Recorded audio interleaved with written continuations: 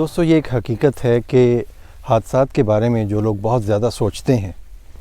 وہ اکثر حادثات کا شکار ہوتے ہیں۔ یقیناً اس بات سے آپ کو حیرت ہوئی ہوگی، لیکن دنیا کے بہت سے نامور مصنفین نے اپنی آبزرویشن کی بنیاد پر اس کائنات کے نظام کو کچھ سمجھنے کی کوشش کی ہے۔ دوستو یہ کائنات کا نظام بہت ہی کمپلیکیٹڈ ہے۔ دراصل کچھ لوگوں کا خیال ہے کہ بہت سارے حادثات کا یا ہمارے ساتھ جو ایسے واقعات پیش آتے ہیں جنہیں ہم پسند نہیں کرتے یا جنہیں ہم اکثر اپنی تقدیر کا نام دیتے ہیں، بنیادی طور پر ان کا تعلق ہماری اپنی ذات سے ہوتا ہے۔ جی ہاں، اس پہ بہت سی ریسرچ دنیا میں کی گئی ہے اور دیکھا گیا ہے کہ انسانی دماغ جس کو ہم ابھی تک سمجھ نہیں سکے، اور کہا جاتا ہے کہ سائنسدان بھی جو بہت ذہین و فطین انسان ہے وہ بھی اپنے دماغ کو کچھ % تک صرف استعمال کرتا ہے، تو دماغ کی جو باقی کیپیبلٹیز اور صلاحیتیں ہیں اس کو اب تک میڈیکل سائنس نہیں سمجھ سکی ہے۔ کہا یہ جاتا ہے کہ ہمارا دماغ ایک بہت پاورفل ٹرانسمیٹر ہے،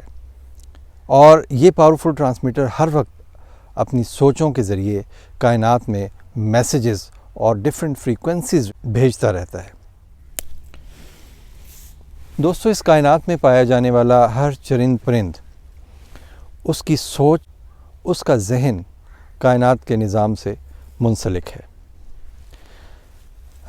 میں نے بات کی تھی ویڈیو کے آغاز میں کہ حادثات کا شکار ہونے والے بہت پہلے سے سوچ لیتے ہیں دراصل کہ وہ کسی حادثے کا شکار ہوں گے۔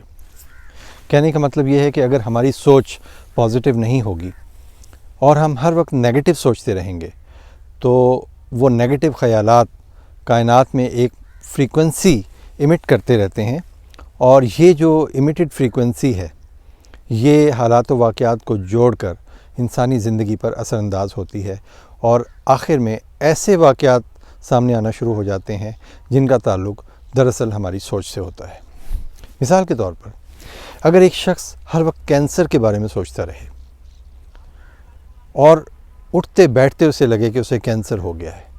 اور وہ اب ٹھیک نہیں ہو سکتا، اب وہ ہمیشہ بیمار رہے گا، تو جانتے ہیں کیا ہوگا دوستو؟ ایسا شخص کبھی ٹھیک نہیں ہو سکتا۔ اسی طرح اگر کوئی بیمار شخص یا کینسر کا مریض یہ سوچ لے کہ وہ صحت مند ہے اور اب اس کا جسم بیدار ہو رہا ہے، اس کا امیون سسٹم بیدار ہو رہا ہے اور یہ بیماری اس کا کچھ نہیں بگاڑ سکتی، تو آپ نے ایسے واقعات سنے ہوں گے کہ کینسر کے مریض بھی اپنی پازیٹیو انرجی کے ذریعے شفا یاب ہو جاتے ہیں۔ اب بہت سے دوستوں کا خیال ہوگا کہ یہ کیسے ہو سکتا ہے کہ جو لوگ ایسے حادثات میں ہلاک ہوتے ہیں جہاں پر بہت سارے لوگ ہوں، تو جب اس کے بارے میں نے لٹریچر سرچ کیا تو مجھے معلوم ہوا کہ کم و بیش ان میں سے بہت سارے یا 80-90% لوگ وہ تھے، بیسیکلی ان کی جو سوچیں تھیں ان کو اس حادثے کی طرف لے گئیں۔ ہو سکتا ہے اس تھیوری سے